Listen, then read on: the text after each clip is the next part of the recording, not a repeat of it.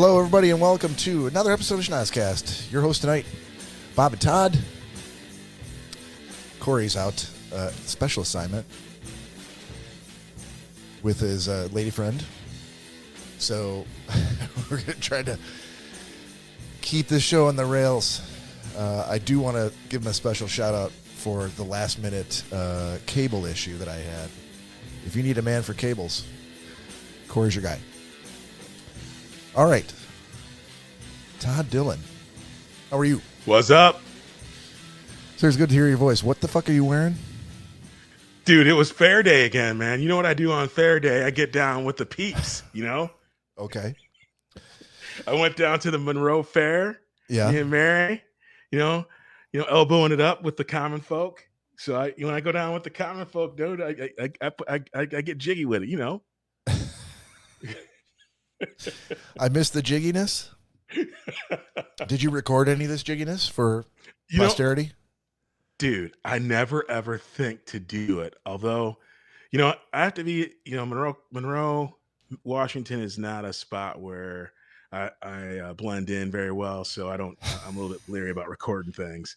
It's definitely God, guns, Trump country. Right. So I don't know about people wanting to be recorded, but we got down there and got to it. All right. I popped your gorgeous co-host name below your picture there.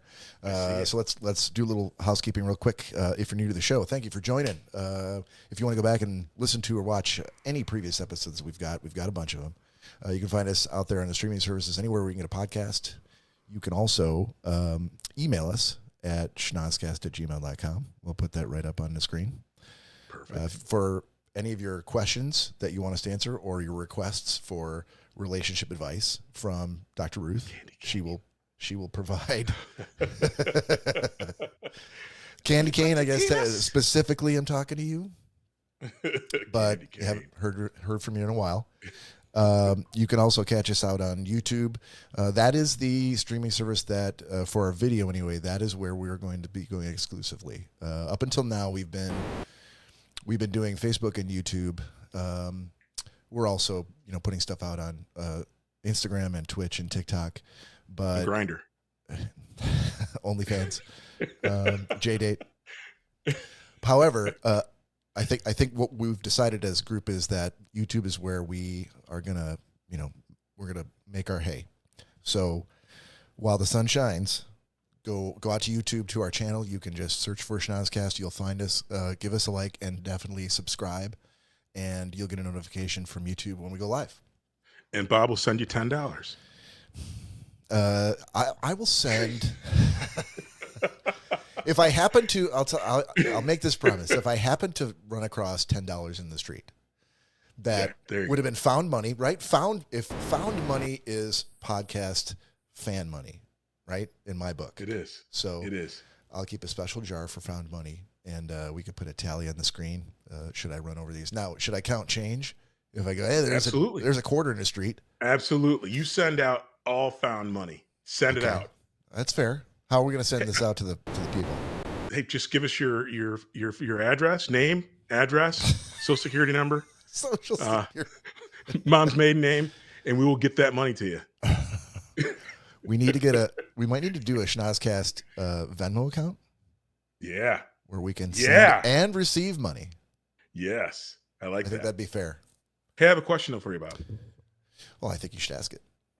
Well, what happens if somebody logs onto Facebook right now? What do they see? Do they see nothing? Are they getting the big middle finger? What happens? Since we're dissing the Facebook folk. So we sent we had a post that went out this week, 3 or 4 days ago, I would say. Let's say 3 days ago, in which on Facebook we declared to the internet. I think the post probably started with the words "Attention, Internet," and any of our fans or lurkers that we need to continue to grow, and in order to do that, we have to put our eggs in one of those two big baskets, and we've elected to go with YouTube. So all the people that are on Facebook, all we're really doing is saying, odds are you probably also have gone to YouTube. Just go over to YouTube, subscribe to us over there the way you subscribe to us on Facebook, and YouTube will let you know when we go live. But we'll still post stuff on Facebook. We'll still post the episodes, the audio versions that we publish on Friday mornings. We'll still go up to Facebook. But so it's not like we're turning our back on those folks. We're just saying, hey, come with us. I'm turning my back on them. Hey, Todd Dillon does not speak for the entire podcast. Consider my back turned. The opinions expressed herein are not necessarily reflective of the show at large. Yeah, Todd may turn his back, but he does that to the co-hosts as well. So I will say, as the host, I will never turn my back on the fans. The hostess with the mostest. It made me think of Donnie Most. God love him. Ralph Melf. So, Todd, yes, sir. How's your week, sir? Dude, I went to the fair today, bro. I heard you went to the fair. It doesn't fair. get much better than that. Okay, so you're going to have to give us a little more information about... Dude, corn dogs, smoked turkey legs, crazy people, horses, race cars. Dude, it doesn't get any better than that. Wait. Pigeons, rabbits. Are you just naming things that crossed your field of vision? No, dude, it's a free-for-all, man. Skee ball, Ferris wheels, teeter-totters. What do you call those little rock'em horses? Man, horse shit on the ground. That's not a ride. Freaking planopy of craziness at the freaking fair. I love the fair, Bob. Love the fair. What's the craziest person you saw at the fair? What was going on? So it was a 92-degree day here, Bob. Mm-hmm. And I saw a dude in freaking, you know the jeans that like people who work for a living wear, like not like you and I, not like Levi's or Lee or any of that shit. No Calvin Kleins or any of that shit. I'm talking like Carhartt thick fireman, like fireproof jeans, blue collar working man's, working outside, working pants. for a living with my hands kind of jeans. Yeah, okay. and those cowboy boots with not the pointy toe but the square toe. But they're like, you could tell they've been working because they like are extra flexible and extra dirty. Like they've stepped in like 8 tons of shit. This guy was wearing shit kickers, freaking thick ass jeans, a freaking turtleneck, and a fucking pullover thick ass black sweatshirt on a 92-degree day and wasn't sweating a bit, dude. In a cowboy hat. My hat's off to him. I couldn't pull that off. I sweat about 3 ounces for him, man. It was like, holy shit. I was like, oh my goodness. I love the fair though, Bob. Dude, I'm like a kid in a can. Corn dogs? It was the first thing. Mary's like, we like start walking around looking at stuff, people watching, and she's like, you ready for a corn dog? I'm like, hell to the yeah. Gotta buy that $11 corn dog. $11 for that's what they're going for now? Oh yeah. It's not a cheap date. $18 per person to get in, $15 to park. The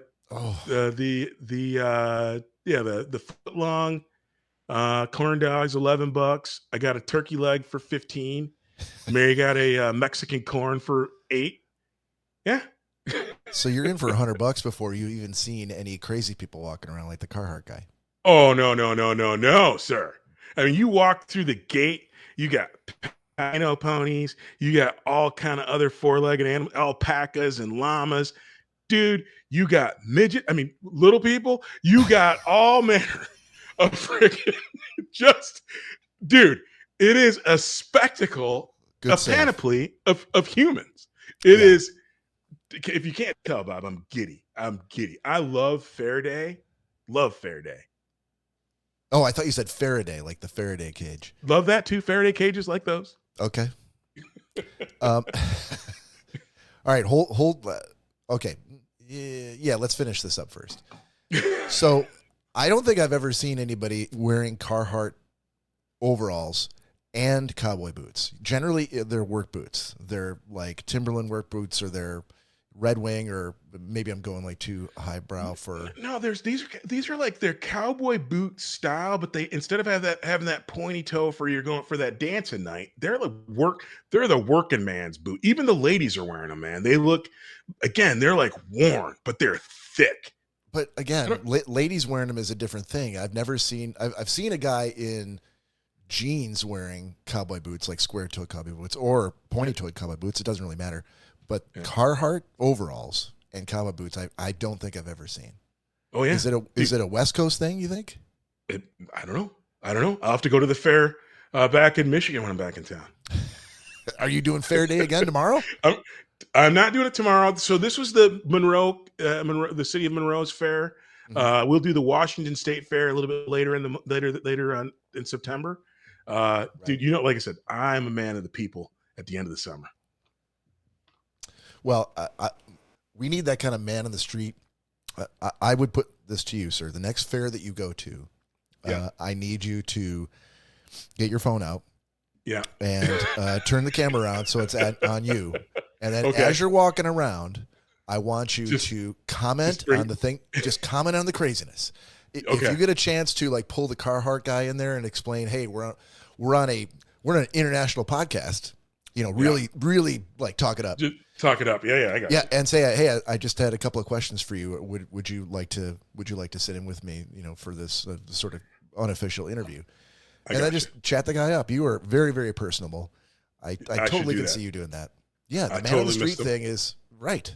We don't have enough of that. I missed my opportunity there. Next time. Well, you were giddy as you said at the panoply of craziness at the fair, and I feel like we're using some vernacular that may fly over the heads of some of the working class folk that you're talking about. Oh man! Now going to thesaurus.com trying to find out what the fuck panoply means. But while they're doing that, we're a drinking podcast, and we actually talked kind of at length about this week. You know, what are we about? What is this show about? We are friends who get together for some drinks and some laughs, and it was born out of things that we did from just going out and hanging out at the bar and telling stories and laughing, and we knew that people would find this as funny as we did, and they would understand the sense of humor. So if you're in the audience, please treat this as though you were at the bar with us. So we're going to pour ourselves a drink. And you'll be taunted as such. Light taunting. There's some, I think any of the guests that we've had have played the game of, gentle ribbing and a bit of ball busting even. Not necessarily the ladies, but definitely the paranormal guys. But Todd, what do you? What's the lady form of ball busting? Crotch slapping? What is? What is? Did you say fish? Did you say fish slapping? I did not. Okay. I thought that's what I heard. No. Maybe my headphones are malfunctioning. That's a great. So what are you drinking tonight, Todd? My shot tonight is a little Crown Peach. It's still peach season here, Bob. So got a little Crown Peach, and my beer today. They changed the can on me, but I'm drinking a little Rogue Brewing Bat Squatch Hazy IPA. Really, really good stuff. That's a favorite of yours on the show. You've touted their drinks for a number of episodes, which I love. I got I'm doing Pink Whitney, the very last of it, and then I'm going to switch to something else. But then I got Good Boy Vodka Seltzer, tropical strawberry hibiscus flavor. It sounds sounds like a frou-frou drink, but I got to say, after switching away from beer and switching over to, like not 100 calorie or less seltzer equivalents, there's some things that are good, like High Noon makes some decent stuff. I can't do the what's the other big favorite? The White Claws. I can't do White Claws. Can't do those. But I found when we were going to Tawas just before that, John Daly, the golfer, has a brand called Good Boy Vodka Seltzers, and he sells them in 8-packs, all kind of different flavors. 95 calories a can, no added sugar. By the way, we are not getting any advertising revenue from this in any way. But John Daly, if you want to help us out, reach out to the Schnozzcast. It's also gluten-free, which nice. Lori loved. Lori can have. Yeah. Absolutely. So we split an 8-pack today for our adventures.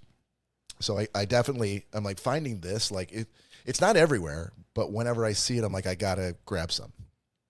So for the listeners and the viewers, please raise a glass and toast with us. Cheers, Todd.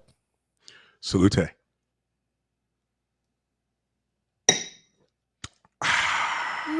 That's the good stuff, Bob. That Crown Peach on a hot Yeah. summer day. Yep. Man. Dude, summer's almost over. Summer's almost yeah. over. Yeah. Lori's a teacher and her son's 13 now, so they are definitely heading back full time come Tuesday.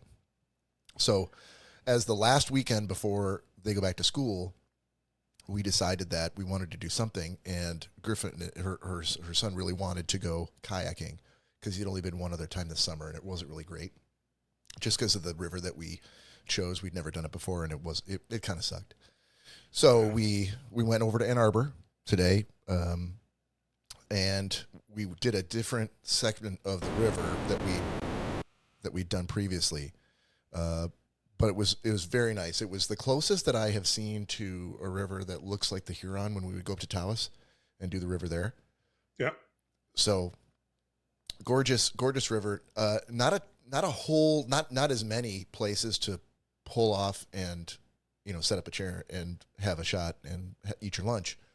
We found a few, but and there were some rapids there that we hit as well, which put me in a little bit of, you and I have kayaked before together. And, I've already dumped, when I had a sit-in kayak, I dumped that thing twice on the Cascades at Argo Park in Ann Arbor, twice in a row.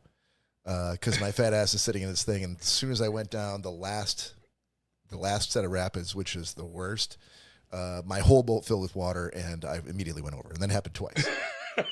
In fact, the second time that we went, I wouldn't have gone the second time, except Nick and Corey, those motherfuckers, lied to me and said we were going to a different spot and we were going to drop in after those rapids. And then we got there, got in the boat, and actually we're starting to paddle. And that's when they told me, they're like, yeah, so there is no other part. We're doing the rapids. And I'm like, you motherfuckers. So I'm like, well, we don't want to do that this time. We're going to try something different, especially because Griffin's 13 and he doesn't have quite as much experience, which I was only happy to oblige. So we did this different segment from Delhi Mill down to Argo Park. So it's probably, if you paddled all the way through, it'd probably be a 2.5 hour trip, maybe 2:45. Okay. It was really good. Had a great time, but it was just, I knew that we had the podcast tonight, and I knew it was just going to be you and me, and Corey's general duties. Sorry, you and I were going to be with the podcast. No, you were right. You're right. You and I do the podcast. Corey would normally do the video and start the switcher session, so I knew I had to do it, and I had dog to pick up and worry about. I had to get a shower, and I had to. Where's the indie cam? So this was a judgment call that I made on the way back because we were later than I wanted to be, and nobody's fault. It's just the way it worked out. Gotcha. But I'm like, hey, I called PetSuite, the doggy daycare, and I'm like, hey, listen, I know you guys will be up until 8. I really don't think I'm going to have time to come and grab him. Do you have a spot for him to spend the night? And they're like, yeah, no problem. So I'm like, perfect, click. And that's what happened. So I got to come home and make sure. And even still with that, we were last minute problem solving right up until the show. So I think it was a good decision. But yeah, it was good. Hopefully you and Mary are going to do some more fun stuff before this Labor Day weekend is over. Yeah, we're going to go for a walk with the dogs after this show's over even. Are you taking her out anywhere tomorrow? Dinner, lunch, another fare? We'll probably do something. We'll figure something. I don't know. Nothing in the books. Today was the big day. Today was fair day. We actually took the top off the car and we took the scenic route down to Monroe. It's about an hour drive away. So right. We took the scenic route. So it was nice. Excellent. I want to jump in here real quick, Todd, to a segment we don't have any artwork or anything for, but it's something that we all love doing. Seems to be received well. So we're going to go back with I think I gave this segment a name at some point, but it's the nostalgia section, the nostalgia segment. I am blanking on what I gave as the name though. I'll figure it out. Old shit from old farts. Yeah. And I've been looking forward to this because you and I are of a similar age. We're both Gen Xers. I think less than The a year best apart. gen. The best gen. The best. We won't say the greatest generation. I think that's been taken, but it's Yeah. the second greatest. No. Yeah. Amongst the great generations. Better than everyone else. Yeah. Yeah. We think highly of ourselves, generation. Not the greatest, but better than everyone else. Yeah.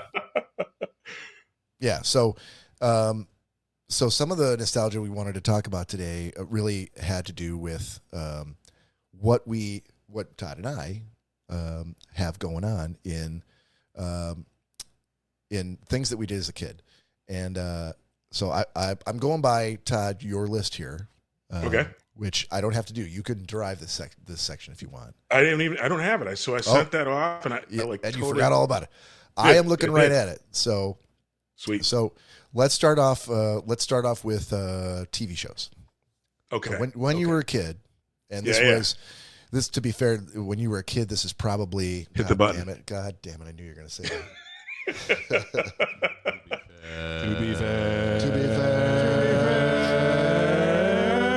To be fair, this when we were kids was approximately from 1971 when we were like. I was a baby. We were both babies, but you started to be aware of television, aware of food that you wanted to eat, all the way through, let's say, the mid '80s. Yeah. Okay. Yeah. So when you were a kid in that span, what were some of your favorite TV shows that you loved? Yeah. So I'm gonna jump all over the place a little bit, but who didn't love the $6 Million Man? Oh, it was always a. Lee Majors? Yes. Did you have the toy with the roll-up skin of the arm? Oh, yeah. Oh, yeah. And you could see through the back of his head. See through the back of his head? Exactly. Yes. I love that toy. Love that show. Love that show. Now, did anybody else in your family get excited when they found out there was going to be a Bionic Woman show? No, but I watched the hell out of it. I was down. Who was down? Who was the Bionic Woman? Was it Lindsay somebody? Lindsay Wagner. That's it. You said the first name and I remember the last one. Excellent work, sir. Yeah, that show was great. And I had two younger sisters, so when Bionic Woman came out, they all of a sudden gave a shit about the $6 Million Man. And I'm like, okay, don't you understand? $6 million was a lot of money. In 1977 or whatever this show aired. There's a lot of money back then. I know. The government put their trust in Steve Austin. And yes, they gave him a handler because they figured Steve was going to fuck it up all by himself. But they're like, Oscar Goldman, you're going to take care of him and make sure that things go right and that he's using his powers wisely. For good. Yeah, and not for evil. Exactly. And so and my sisters are like, whatever. And then Bionic Woman came out. They're like, all of a sudden, they're like, did you see the new show? I'm like, yes. Guess what? It was already a show. Exactly. But I watched it with them. Yeah. I did. I ate that up, man. I'm like, yeah, sign me up. No, but the next one too, dude. How good was Knight Rider? I got to be honest with you. I watched Knight Rider, but it wasn't like must-see TV for me. I feel like Hasselhoff the whole concept turned me off. Oh, man. I don't know why. Kit. He'd get hacked all the time. Always freaking evil Kit. I love that. And then I got one. I'm sorry. I'm like on a riff here. Keep going. The Greatest American Hero. Oh, man. I was nuts about that show. Yeah. Believe it or not. Who was the guy, the FBI agent who was sort of his handler? I'll come up. I can't even. That's the funny thing. I loved that show, and I could only tell you very little about that. Because that's one. I don't think that ever went into syndication, did it? Syndication? Because it never. I don't remember it ever like hitting.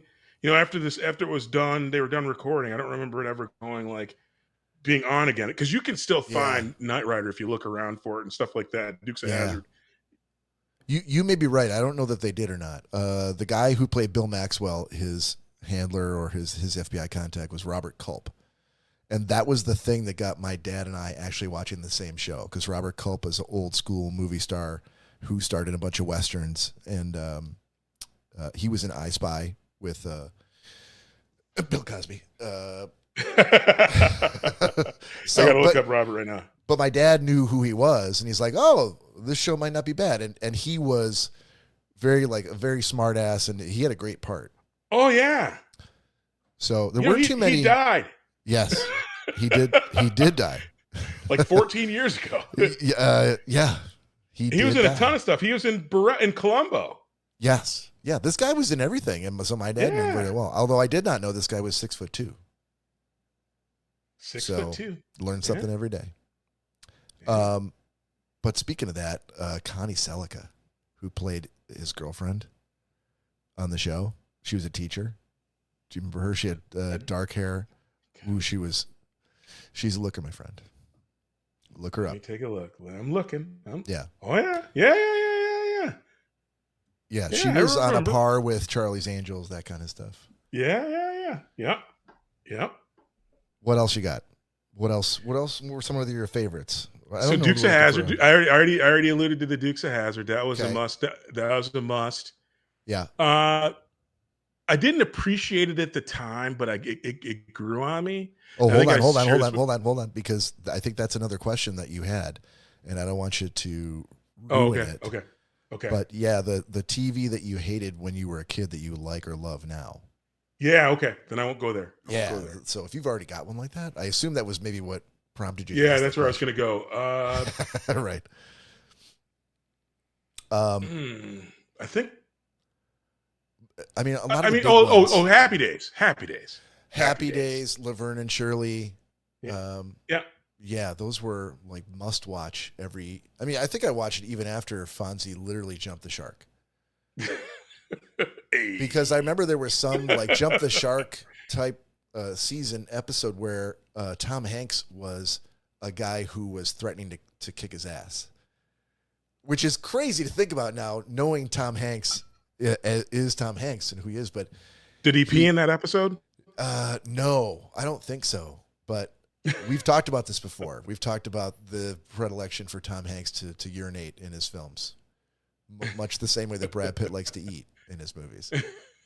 But Tom Hanks, so there was some beef he had, like Fonzie had probably stolen his girl or called him not cool in front of a bunch of people. Pinky Descadero. Yeah. And was starting to kick his ass. And he almost did because he knew karate. And he karate kicked Fonzie through a plate glass window or something like that. It was very un-Fonz-like. Yeah, the gentle art of punching and kicking. But yeah, that show was that's a show that I'll go back to on, I don't know if it's on Pluto TV or it's on Tubi or something like that. But they had like whole Happy Days channels, Laverne and Shirley channels, that just play nothing but back to back to back Happy Days stuff from the first couple seasons, the good seasons of Happy Days. Yeah. Oh, Bob. Yeah. Married with Children. Al Bundy is still my hero. Yeah. That's one that I've gone back to watch before, and I think it still holds up. But maybe it only holds up because I remember what the country was like before Married with Children, and how they kind of put Fox on the map, along with The Simpsons. Yeah. There just wasn't another character on TV that was talking and behaving in that way, and they never apologized for it. Yeah. I mean, a lot of the big ones, MASH was huge. Cheers was huge in the house. So that's for my other list. Oh, okay. Well, then we'll hold that thought then. Okay.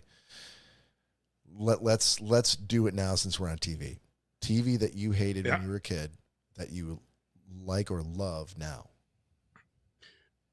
Hated Cheers with a passion when it was new and when they were making new episodes. Could not stand it. Didn't like it. Didn't get it. And then many years later, I'm like, hey, this is pretty good. And I fell in love with it. I don't know what the deal was. Similar MASH. Again, didn't at the time my parents loved MASH, and we had to watch it. I was like, well, if there's nothing better to do, I'll sit and watch this with my parents. But I was not a Hawkeye or Trapper John fan. And then when they made Trapper John MD, the spinoff of that, and yeah, didn't Right. like any of that stuff. I think for me it was the old westerns, the westerns from the 60s and the 70s that my dad used to love. Right. And they were all black and white and I couldn't get on board because cartoons were in color at that point. So I'm like, why are we watching? I just didn't have any interest in it. But, Branded, The Virginian, Stagecoach West, those types of shows that my dad really loved.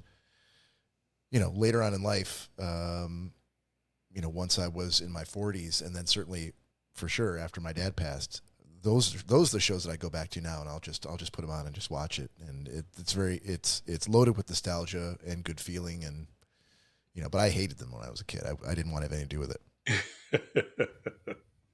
But I don't know if there's any other TV shows that I hated as much as just decided not to watch. Then there were shows that my parents wanted to put on the TV that always came on like the 9 p.m., 10 p.m. hours. Your Dallas shows, your Falcon Crest. Yeah. I didn't have any interest in that at all. I got caught up in Dallas during the Who Killed JR phase. Yeah.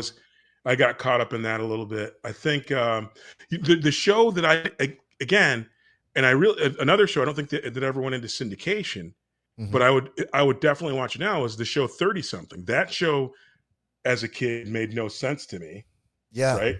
And I'm like, but I think I saw it like when I was older. I'm like, hey, this actually makes sense now. Yeah, I should give it a try. It wasn't something that caught my interest at all, but now I'd be too old for that show. Maybe there was a 50 something I might give it a watch. Exactly. I mean, because in every other way, I think I'm acting below my age anyway. So I'm not sure that 30 something really have anything to teach me. Like I've already done it, and if I haven't done it by now, I probably shouldn't be doing it. Yeah. So, yeah. But then go ahead. Go ahead. No. I was just gonna say the movie that did that for me for many, many years was Parenthood. Steve Martin. Keanu Reeves.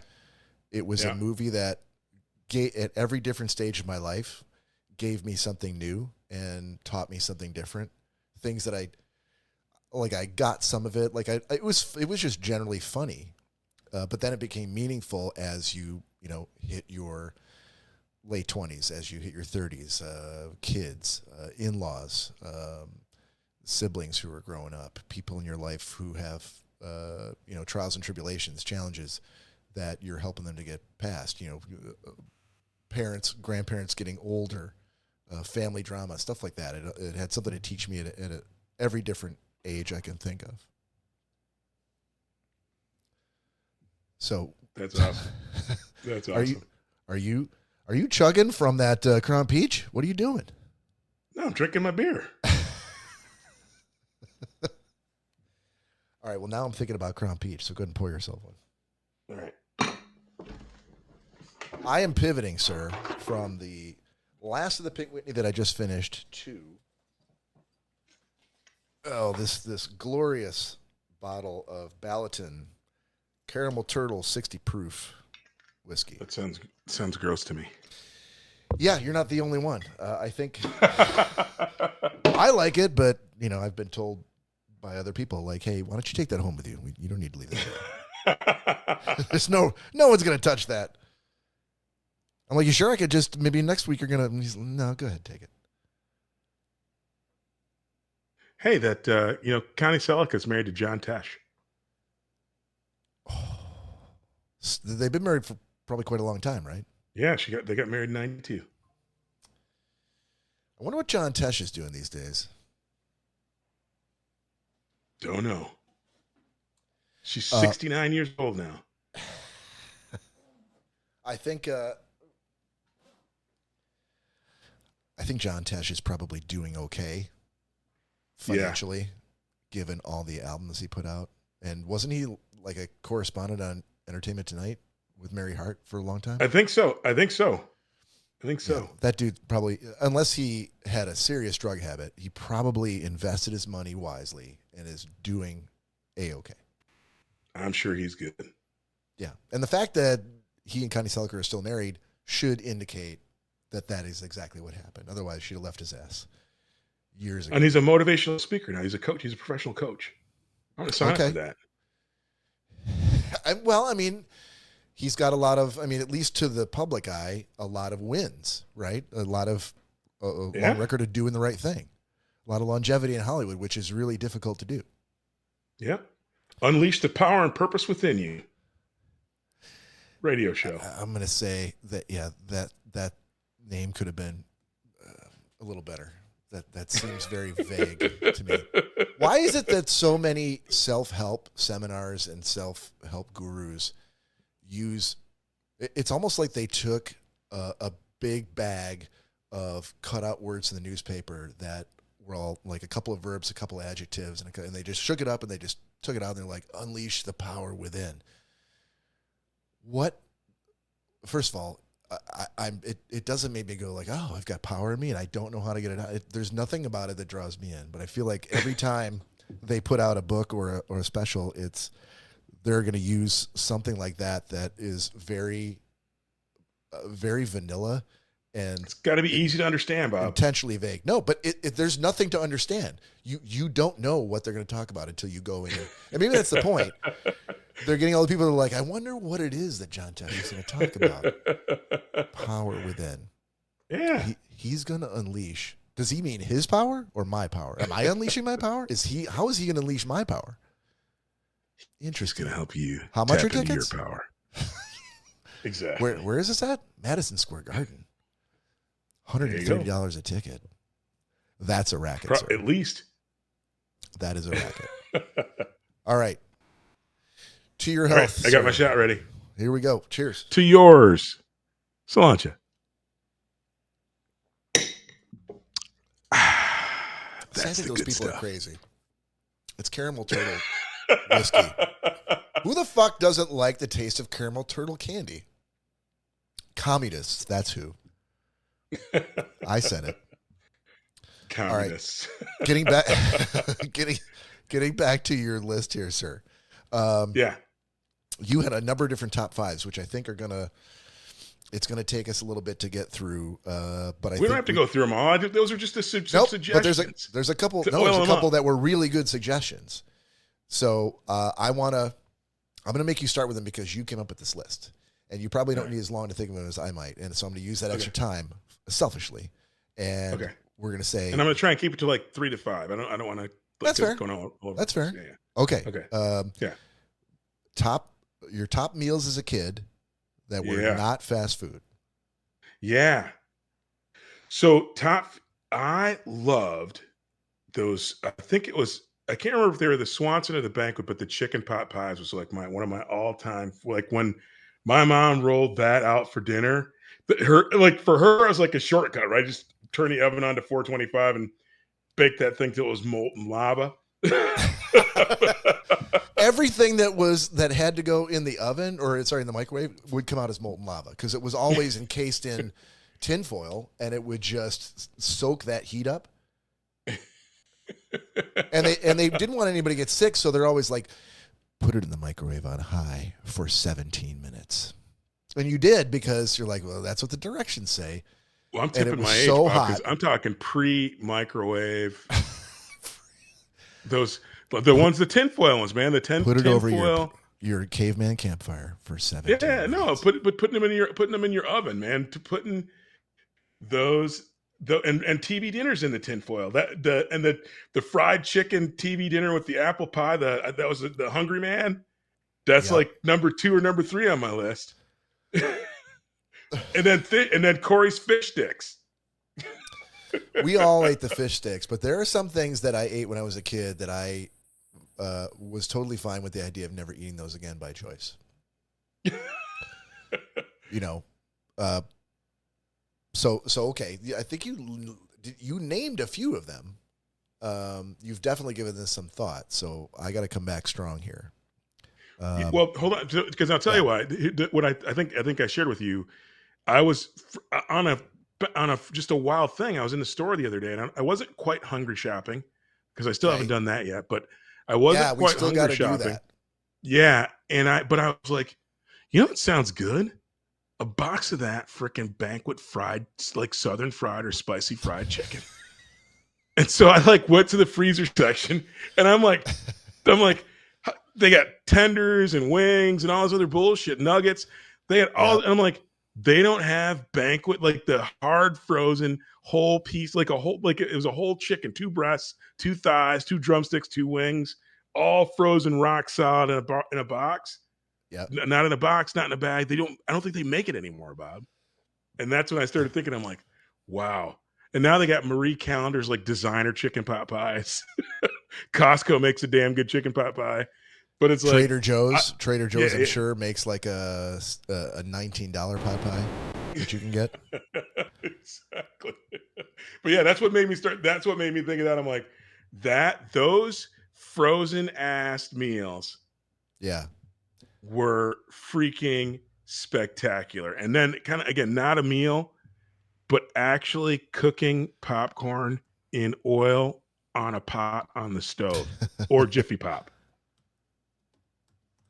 That was the Jiffy shit. Pop. Yeah, Jiffy Pop was. I feel like we did Jiffy Pop when I was a kid, but my parents preferred to pop their own. My dad actually bought the popcorn popper with the yellow top that put it out in the bowl. Yeah. Yeah, and that was like the big treat for him. But I think he wisely figured that if he bought one of those, the fact that he just invested in On TV, which now gave us a whole two movies in an evening on a Saturday. That he could save himself, tens of dollars from taking us to the theater by watching us at home. But I remember we used to do frozen pizza because my mom was a nurse and she would work nights, and so my dad, would come home from his job at 4, 5 o'clock, and he'd be with us for the rest of the night. So he would make meals, but then every now and again he'd be like, "Listen, I don't have the fucking energy to make a meal, so look what I got you: Geno's frozen pizza." And we loved just some Geno's. It probably was horrible, but at the time, you're like, "Well, what is this? It's a pizza that someone made and they froze it?" Exactly. Yes. We didn't have a ton of frozen pizzas. My dad bought he bought a pizza. This is how much he also enjoyed frozen pizzas. He bought one of those things that they have at a restaurant that has the handle on it, but you put it in the oven and you can pull the pizza out again. You can put it on the top of the stove and you can cut on it. He thought that was the shit. He's like, this officially brands me a great dad. Just so you know, in case it was in question, I think you know what the answer is now. So there was that. But I mean, some of the stuff that he made, he would make egg surprise when we were kids. Which, when you're young, when you're like 12 years old, you're like, what? He's like, it's egg surprise. Well, what's in it? It's like, didn't you hear me say the word egg? I go, well, yeah, but what's the surprise part? He's like, it's a surprise, dumbass. You're gonna find out.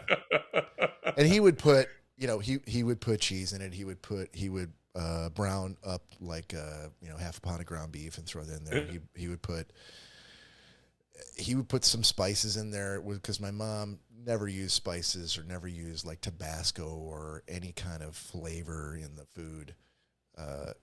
God love her, but they were just the blandest meals you could ever want to eat. So he would take those opportunities to be like, this is what real food tastes like. We're going to hit salt, pepper, garlic, red pepper flakes. This is what real food tastes like. Like when we would go out to get pizza, they would offer you like a container of shaky cheese, right, for your pizza. Yeah. And they'd also offer you a container of red pepper flakes. And my dad would fucking pocket that thing of red pepper flakes every time. We always had 3 or 4 of them in the house because he would love to put them in different dishes that he would make to give it some flavor and make it pop a little bit. And you know, as you get older, you're like, that does taste that. What is that? What is that I'm tasting? He's like, that's flavor, son. Welcome to flavor country. That's flavor, son. You're not going to get that with your mother's cooking. That's awesome. Yeah. And I would tell my friends, guess what we had for dinner last night? What'd you have? Egg surprise. What the fuck is egg surprise? Didn't you hear me say egg, brother? Now get back over there. I didn't pick you for my team. I don't want to hear your stupid story about egg surprise. So, but yeah, my mom did make good pasta, and I only know it's good because I've tried to replicate it myself, and I don't know what she was doing to make it taste that way. It's not like she was excellent at it. It just had a particular taste that I grew up with, and that I never regarded as bad. But now I understand that she was doing something you probably shouldn't do, and it tasted a certain way because she didn't know what she was doing or because she wasn't great at it. And I can't replicate it now because there isn't a recipe that shows you how to do it in that fucked up way. So, but that's on your flavor spectrum. You love it. That's right. Awesome. Yeah. Then I'm sure there's things that your family made that you loved when you grown up, but then you grew up going, what were they doing with that? So that's actually the sad bit. I didn't appreciate my mom, incredible cook. And I didn't really appreciate it as a child. I mean, she made like chicken and dumplings was probably one of my favorite things that she made, but I didn't appreciate it because it had onions in it when I was a kid, and I didn't like onions in anything. Right. And she made like great cornbread stuffing in the holidays, and just tons of. She made this taco salad with like little breakfast sausage links in it that was phenomenal. And only until when I got older did I like, holy cow, my mom's a really, really good cook. And then what was funny is I started like, hey, tell me how you make that. And I would start like all the things that I didn't like, because she would make her cornbread stuffing and she would put celery in there. And I'm like, yeah, I don't like any celery in my stuff. And she's like, but you have to put celery in it. And I'm like, no, I do not. Like her potato, like Mary's family raves about my potato salad. Yeah. And my mom's like, it's not potato salad because you don't put any celery. I'm like, yeah, I'll sprinkle a dash of celery seeds just so you can shut the hell up. But otherwise, I don't like crunchy things in my potato salad. So yeah, but I didn't appreciate how really good a cook she was when I was a kid. It's like, so that's what, and like I said, so I really appreciated all the trash TV dinners, pot pies, and fish sticks. And she cooked for us. Because she worked afternoons too, so she would cook for us still maybe 3 or 4 days a week until I got a job. It was. And she worked full time, so it was so awesome, and I just didn't take advantage of it. But then when I got my first job at Little Caesars, dude, I think we had Little Caesars for lunch and dinner for like 2 or 3 years straight. That you brought home? Oh yeah, we would do the trick. We would play is someone in my family would call with a 10 minutes before closing order and then never show up to pick it up. Right. Damn it. We've been pranked again. I had one of my best friends in high school. His name was Shaggy. And why was his name Shaggy? Because he looked exactly like the cartoon character from Scooby-Doo. From Scooby-Doo. His older sister and her husband owned a pizzeria, which is very close to my current house right now. But at the time, he was working there, and I talked her into also hiring me to work there. And if we weren't doing something like taking all the pizza timers and putting them through the oven and melting them to goo, we would do things like that. My dad would call up and he'd be like, hi, one large all meat pizza, please. My name? Frank. Phil McCracken. Yeah. He would sound so guilty, and it was the thing that was going to send him to hell if he did it. And he's like, I really don't want to go hell, but I really want some free pizza right now. And this is what I have to do to get it. Yep. Yep. So I would bring stuff home, and then if I couldn't, then he would call, and either I would go deliver it, or he would just never come and pick it up, and then we come bring it home, just like the trick that you pulled. Exactly. It's here. So it's going to go in the trash. Otherwise, I might as well take it home. Might as well. Okay. Your top 5 snacks as a kid, your sweet snacks, the things that you would always go for. Gotta love King Don's. I think we've talked about that on this show before. I think that at some point they were called Ding Dongs, and then they were changed to King Don's. Yeah. But I would accept either answer. Yep, King Don's. And Mary and I were debating this last night, but do you remember, because we were kids when Entenmann's like hit the streets. Yeah. And those chocolate donuts and those soft cookies, that's got to be that rounds out my top 3.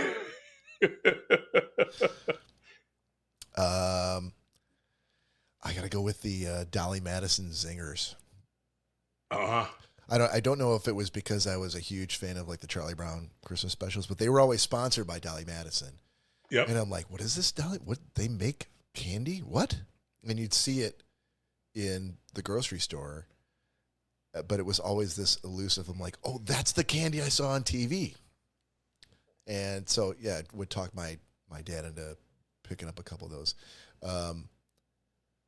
But that he would... Does candy qualify as a snack? No, I don't think so, because I'm like, no? I'm thinking when you say candy, it's like Starburst and... Like a Snickers bar? Like, would that qualify as a snack? You got to make a judgment call here, Todd. Oh, Todd, did we lose you? I'm here. Oh, okay. You froze in the video. Would a Snickers bar qualify? No. It's got to be something in a box or a bag, bro. Something in a box or a candy. Bag. Yeah. All right, then I think I'm out for this because we never got sweet stuff in a bag when I was a kid. It just didn't happen. Unless you count like a box of like Chips Ahoy cookies. Yeah, that's it. That counts. Oh, okay. That's not really a snack, though. Those are just a box of cookies. Yeah, that's a snack. Like I said, the Entenmann's, because remember, Entenmann's was the first time, before Entenmann's, you couldn't get a soft chocolate chip cookie. They were all rock hard Chips Ahoy shits. Yeah. Then Entenmann's invented that chemical freaking newt soft cookie that was soft for forever. Because then Chips Ahoy had to step up their game and put whatever that chemical was in to make it so. That didn't exist prior to Entenmann's. And so that is absolutely a snack. Okay, fair enough. Then I will say it was Oreos because my dad. Oh yeah, yes. My dad had a sweet tooth for Oreos, and he wouldn't buy them very often. It was like maybe once every couple of months he would pick up a box, but he knew as soon as he brought them home. Because there was nothing that my mom would, and my mom did all the grocery shopping. My dad never did the grocery shopping. So he would never get a box of Oreos unless he went to go buy them himself. He would bring it home, and he would put it in the cupboard, and then we would get the talk. And the talk went like this. The talk went like this. You may have looked in the cupboard and seen some Oreos. It's not a mirage. They are there. And I want to make sure that you understand where they came from. I bought those Oreos. I don't think I need to say anything else to you. And we were like, yes, sir. I'm giving the impression that my dad was some sort of power mad taskmaster, but he just legitimately is like, listen, I love Oreos. And if I fucking come in here and half of those Oreos are missing, there's going to be hell to pay. I'm going to come looking for all of you. Dude. And then we're going to figure out who it was. And they didn't really have to figure it out. It was me. It was always me. Always me. I think that is the quintessential bit of our times. Because my mom, it wasn't Oreo cookies, but do you remember, do they still have Baker's Square in Michigan? The pie place? No, probably 8 or 10 years ago, I think the last one that I remember went out of business. Okay. So Baker Square for, again, Gen Xers, boomers, and the greatest generation will remember those.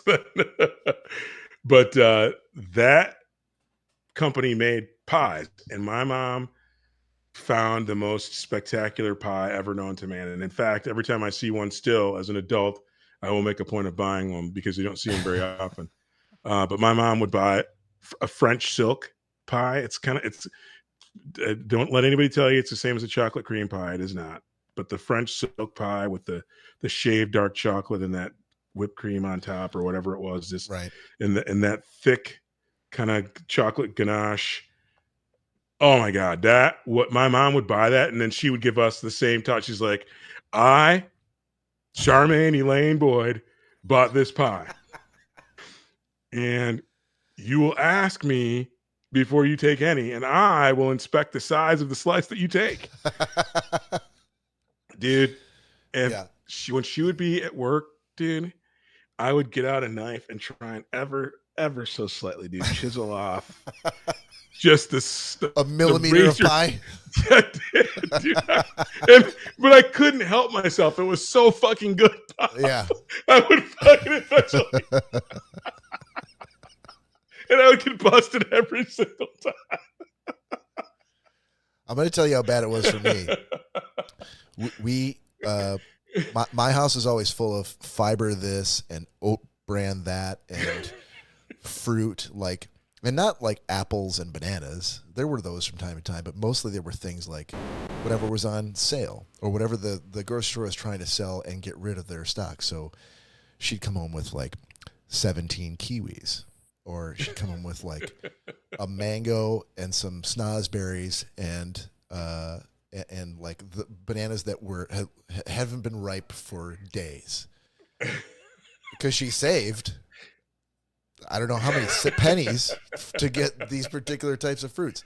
So getting like a box of Oreos didn't happen very often. Like I said, my dad would have to buy it himself, which the old man didn't do because he also knew he shouldn't be eating those.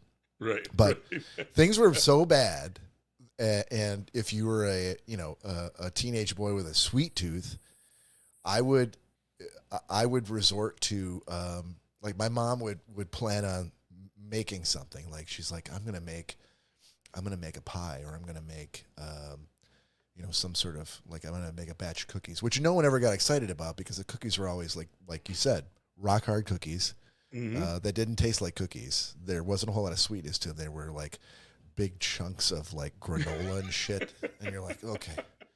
But she would buy like a bag of shredded coconut, right, for baking, and she would put it in the fridge, and then we would get home from school, and she would have already gone to work, and the old man wasn't going to be home for another couple hours. We'd have a babysitter. I'm like, that shredded coconut. I'm eating all of that shredded coconut today, and that's exactly what I did. And she, like the weekend would come, and she'd go to bake whatever. She's like, Bob, did you throw I'm a junior. Bob, did you throw the coconut away? Was it bad? I didn't know you brought coconut. I'm like, I never saw any coconut in the fridge. Are you sure you bought some coconut? Did you eat the coconut? I despise coconut. I don't know what you're talking about. I don't even like it. Exactly. Why would you? Smash cut to like 2 days before, and me like ripping the bag open and literally like pouring it down my throat. I was like, no, shredded coconut. It's so sweet. This is something that my mom, I'm sure she knows. I don't know if she remembers or not, but certainly at the time on her podcast, she's probably ripping on you right now. Bob probably thinks he got away with eating my shredded coconut. I hope so. Mom, if you've started a ghost podcast that I'm not aware of, I am available to be a guest on your podcast. And we will go toe to toe about who remembers what from when. So, schnozzcast@gmail.com. There you go. Yeah, or subscribe to us on Instagram or Threads, and fill out our form for what you need to do to have Bob Rankin as a guest on your podcast. All right. We've got a bunch of stuff here that I think we could save for another time, but I wanted to close out. I wanted to close out with an existential question. I like it. So let's do that real quick before we end the show. All right.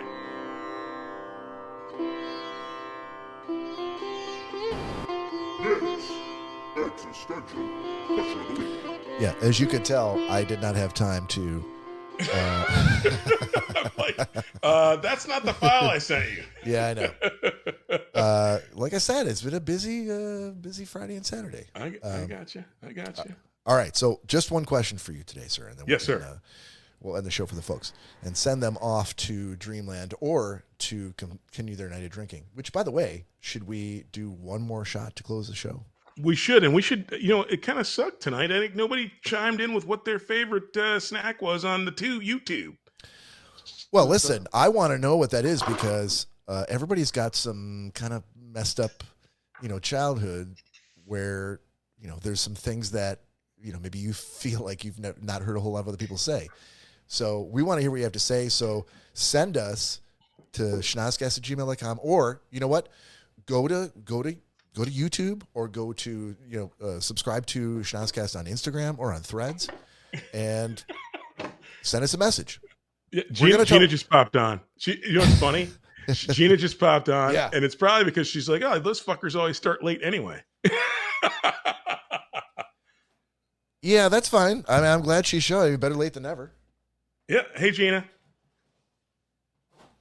So definitely, Gina, it was fair day today. She didn't ask you to explain why you're dressed like that. I knew that it was going to come. I don't think you did. All right, so Gina, you're just in time to join us for the last shot of the night.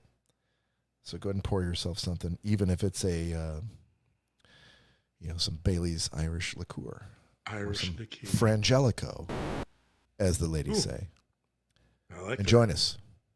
Cheers. Cheers. Woo. That's the good stuff.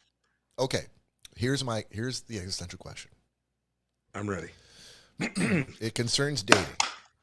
Oh, now I did that once. Yeah, it's been a while, and I've done that once as well. And maybe our audience has. Gina and anybody else listening can send us a comment on Instagram or Threads, or email us with an answer on this. But here's the question for dating. Would you tell a girl after the first one or two dates that you were going on a date with someone else? In other words, you had a date, maybe a couple of dates with that girl, and or guy. Or guy, yeah, absolutely. It doesn't matter whether you're a girl dating a girl dating a guy, any combination. You're dating a person once or twice. Let's say twice. Twice is a good, if we have to put a stake in the ground. 2 dates. Yeah. But you had not, and the dates went well. Yeah. Right? No reason to think there wouldn't be a third. Yep. But you had not, when you met this person, whether it was online or whether it was in person or whether it was a blind date. Online for some folks. You may have already been in contact with other people or mulling different choices, or maybe dating someone else who you're like, okay, I like them, I'm not sure how much. So if you were on a date with this person and going on 2 dates, would you tell them that you were going on a date with someone else? Clarifying question. Yes. Have you done the bone dance yet?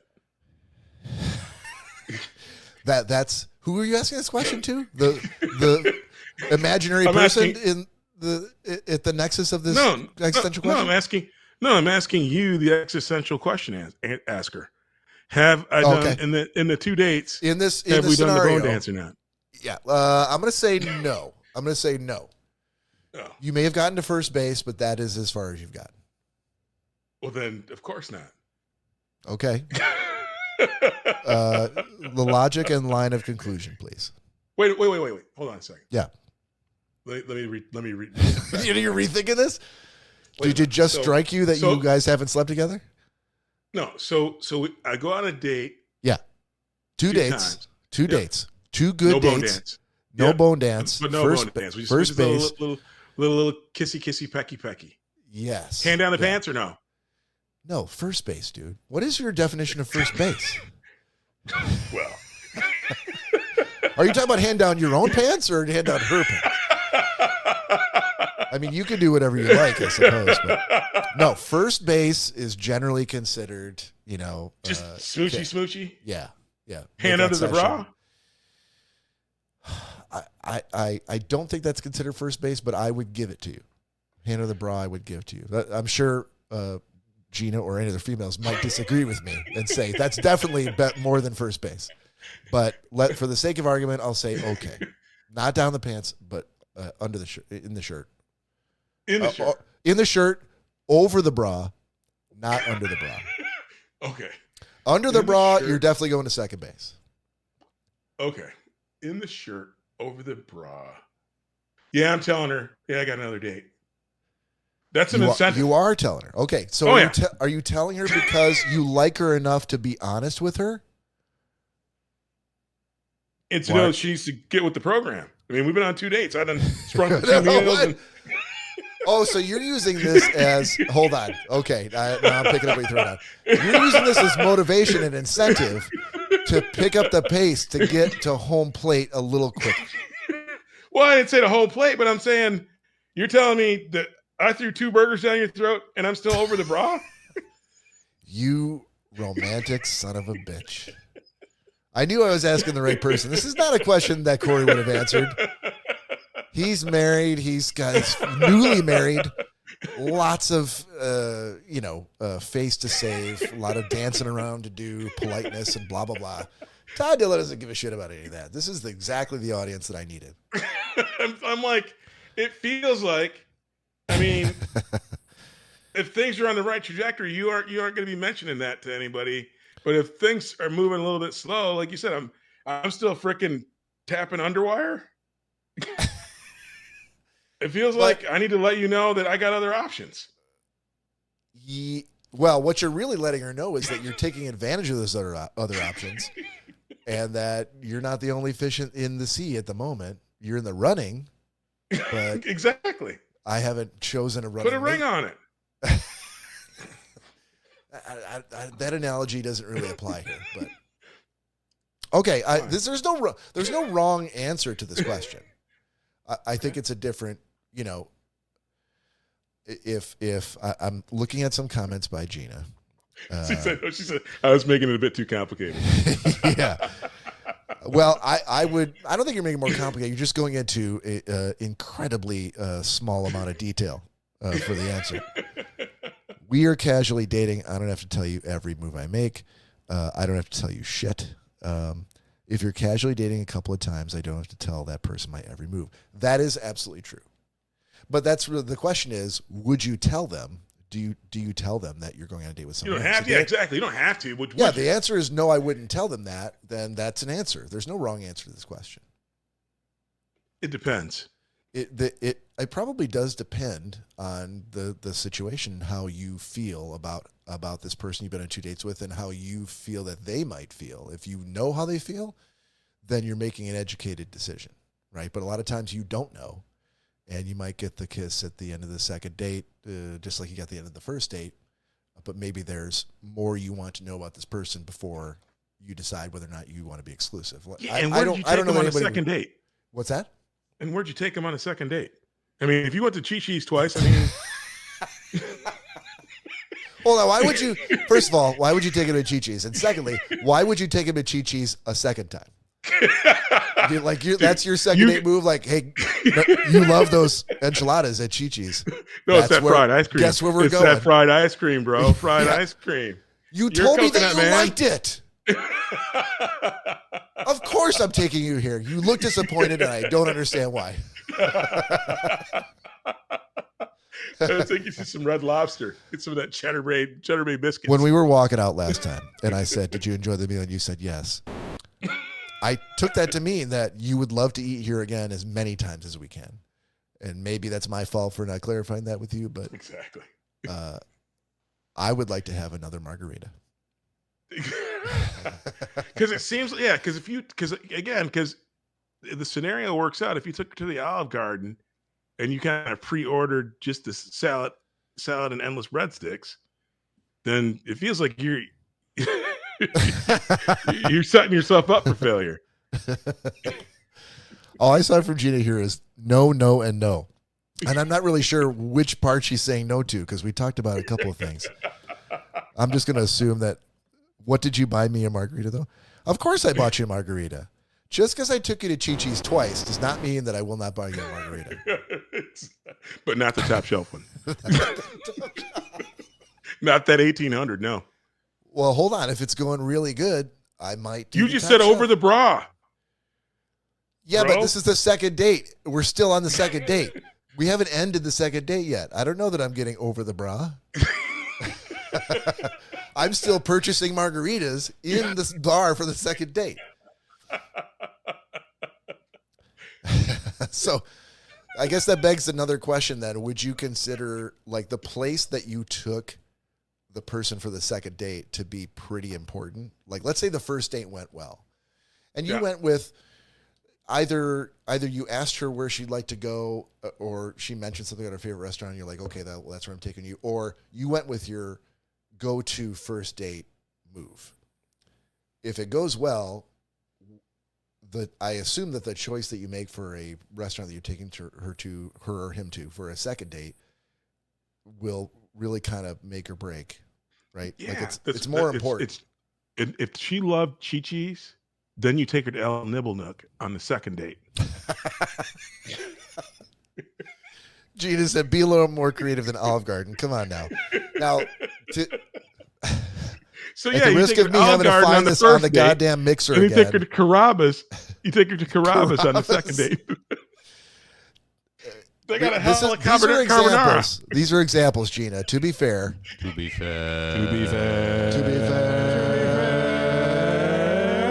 Because I knew Todd was going to ask me to do that. To be fair, we're just throwing out example names, and nothing is funnier than the Olive Garden. Because you do get unlimited breadsticks, but I feel like that works against you on a second date. Todd, you get whatever drink I ask for, top shelf or not. All right, so Gina is definitely a don't tell me what I'm drinking, ask me what I want, and I will tell you. Which I think is a smart move.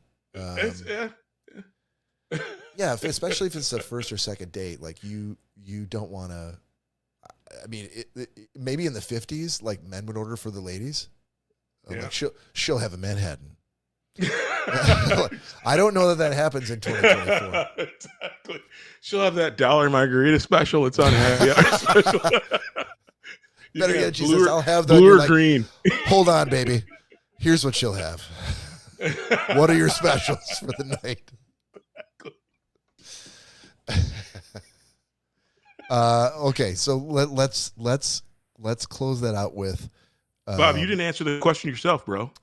Oh, would I tell them that was going on a date with someone else? Mm-hmm. Well, I think if you're in that situation, you've been on 2 good dates with a person. I think I would probably not go on another date with somebody else unless there was no way to answer the questions about this person that I wanted to answer, right? If I get to 2 good dates with someone and they went really well and there's a good chance for a third date, then it really comes down to what don't I know? What are the skeletons in the closet? What are the topics of conversation we haven't hit yet? Likes, dislikes, that sort of thing. That's what I want to find out so that if I'm going to be like, okay, I'm now going to stop playing the field and see how this goes. After 2 dates? This goes. Yeah. Yeah, I've definitely You're a romantic. I'm a romantic bastard, I think. I think people who know me would agree with that. Probably too much so. Like, I've been told that I buy jewelry. I buy jewelry too quickly. Like, do you buy jewelry before you get under the bra, Bob? No. That's a little early in the game. No, that would be incredibly. That would be dangerously early. Well, you're setting a bad precedent. If you know, it should mean something, right? If I bought you earrings or a necklace or something like that, you're sending a message, because I would assume that the recipient of this gift would think, hey, this person, really wants to be with me. They really feel like I definitely feel. I would not give anybody jewelry if we weren't exclusive. Is that a fair answer? No. Did you freeze again, Todd? Right at this critical moment? Oh no, there you are. Oh, you're just sitting back there quiet, just judging me silently. I'm trying to understand what it is you're saying. Yeah, so I wouldn't give jewelry to someone that I wasn't dating exclusively. How about that? I like that. So by that time, I would have been like, okay, there isn't any other date. We're now, if you're telling someone that you're going on a date with someone else, you're hopefully packaging it in a way in which you're telling them that I want to be honest with you here, and I value honesty, and exactly. We haven't talked about being exclusive. I'm a player. Right. Yeah, you may be dating other people as well. We haven't really had this conversation before about, like, where is this going? How do we feel about this? Blah, blah, blah. So there's a lot of benefit and wisdom to that. Yeah. But if you're not telling them, you're also sending them a message, especially if it comes up later. So that's the reason, to be honest. But well, I could also see the side of the point of view of someone who says, like, listen, I don't know you an explanation for anything. If we're not exclusive, like, I can do what I want. And I think that is the general, that's the domain of females who can legitimately, and this question can go in both directions, Bob. No, I mean, not in my experience. That I feel like women have a much better chance and a much higher success rate of using that argument than men do. Maybe it's sexist, but that's just been my experience. I'm confused, but anyway. All right, fair enough. Fair enough. All right, closing it out with Gina's comment. Don't buy me a Miller Lite and think I'm going to be happy with it. I think that is a perfect way to end this podcast, because I would agree with you. It's Old Milwaukee or nothing. Yeah, it's not. Milwaukee's it's won best gold medals. Yes. Old Milwaukee has won gold medals. It is the favorite of hunters and sports fishermen across the country for good reason. And how dare you question? Miller Lite. Never. All right. We love you. Todd, I love you, sir. We're gonna sign off now. Thank you so much for joining us. We'll see you next week for another crazy episode of Schnozzcast. Peace out.